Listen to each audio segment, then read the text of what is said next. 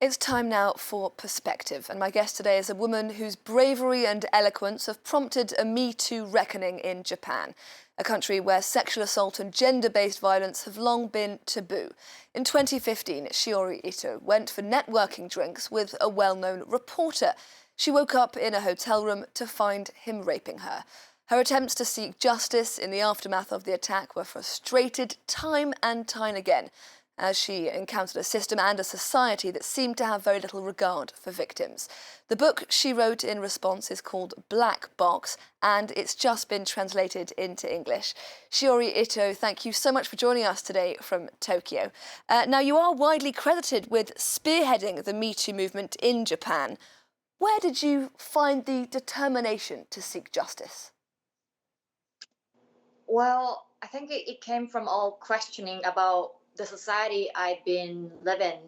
And, actually, I spoke out about my experience 6 months before the Me Too movement happened. So it was quite hard still to talk about the incidents in Japan and questioning about our authority, how they deal with the sex crimes, and how our legal law was 110 years old was such a big shocking for me. I didn't know that. So it all started there that I questioned why I didn't know about all this. Why are we so,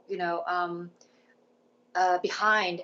And that was also made things easier for me to deal with what happened to me if I look at it as a journalist. And what were the specific challenges you encountered as you tried to bring your perpetrator to justice?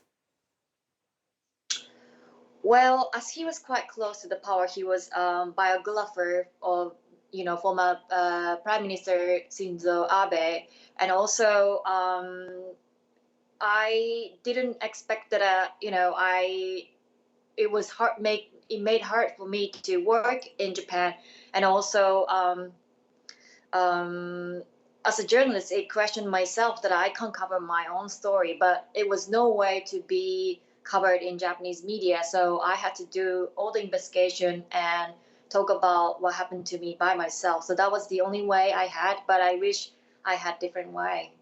And you've said that you've come up against huge obstacles in the Japanese judicial system. What about wider society? How were your allegations, your account of what happened to you, received by the people who knew you?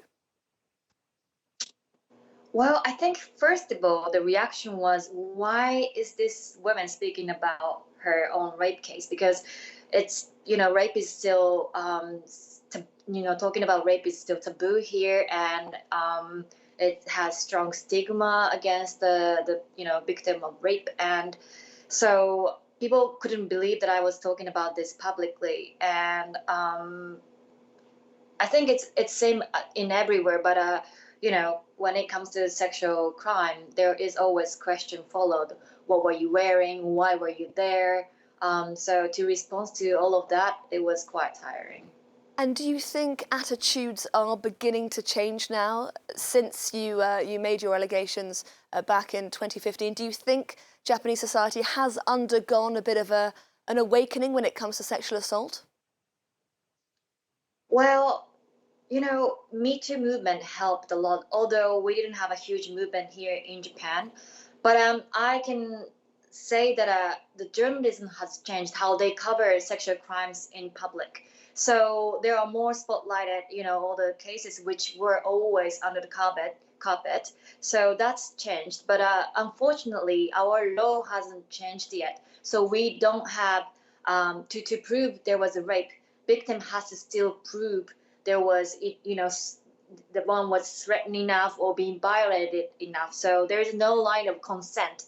So that's what we are trying to push still today. And you mentioned that the Me Too movement didn't take off in Japan in the same way that it did in the West, in, say, the US, Europe. How do you account for that? How do you explain that? I think people wish to talk about their own experience, but looking back of what happened to me as well, after I spoke out, it made me so difficult for me to live in Japan, to keep my work in Japan, and it's hard to survive in this society, revealing what happened to you. So I understand why it's difficult, because the law wouldn't support you, society wouldn't look at you as the same way as you were. So it is still hard to talk about in this society. So what we have to do is that we have to change our legal system, our education. We have to start from there. And of course, there's also an important discussion to be had about the perpetrators of sexual crime. We talk about victims of sexual assault, but of course, we need to talk about the people committing sexual assault as well. Do you think that Japan is starting to have those conversations with men, with boys, about how the responsibility is also on them not to be perpetrators of sexual violence? Yeah, I think, it's a lot to do with our education in the school. Our sex education isn't enough. I mean, we don't talk about consent in our legal system, so how can we teach kids? And the other problem is that our age of consent is still 13 years old, but we don't teach kids about consent, so it's really dangerous. But the thing is, maybe we can change the education system, but we still need educate the adults as well. So that's a challenging, and that's something we have to start from media. And do you feel that any concrete changes to the education system in Japan have been implemented since you started speaking about your assault? Well, unfortunately, not our leading party. The lawmakers aren't that doing making any changes, unfortunately. But I'm introducing other people to get in, so we can start from community. And if it's hard to start with the school system, school can invite people to talk about it. So, and there we have amazing sex educator as a YouTuber, for instance. So we have to start from anyway. So there we are trying to find a way to do it, to educate kids. And do you think that the prevalence of social media in that fight is an important tool, because obviously it's a way of bypassing national education systems?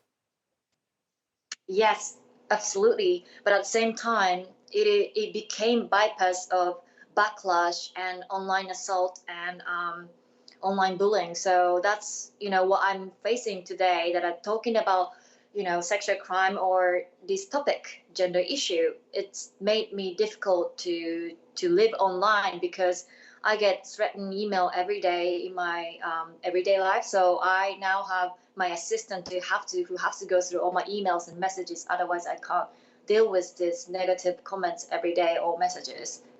And you did, it's important to say, ultimately win a civil case against your attacker. You say you receive a lot of abuse still online, but how did it feel to win that case, to be publicly exonerated? Not that you in any way needed to be exonerated in the first place. Well, I won the case, but the criminal law failed me. So it was quite way to show. The judge said there was no consent, but because we don't have consent, it's not written about consent in our criminal law. They couldn't do anything in our criminal law. So the guy, I can't call him perpetrator. I can't call him he committed crime, because it wasn't crime in Japan. Although I won the civil court case. And some reviews of your book have pointed out that this is just as much a work of journalism as it is of an account of sexual assault. How do you feel about something so personal, so painful for you, has also now become so inextricably linked with your career as a journalist? First, as I told you, it was mixed feeling. As a journalist, you shouldn't, cover something about you. It's not possible. But that was the only way I had. And also, I realized I'm the most closest person to story, and that makes things complicated. But that gave me access to question the investigator, question the prosecutor, question these people who was involved in this case, except the guy who raped me. So in a way, I think it was new way to do my own journalism, I think. Shiori Ito, I'm so sorry we're going to have to leave it there, but thank you so much for speaking to us on France 24 today. Shiori Ito, author of Black Box, which has just been translated into English.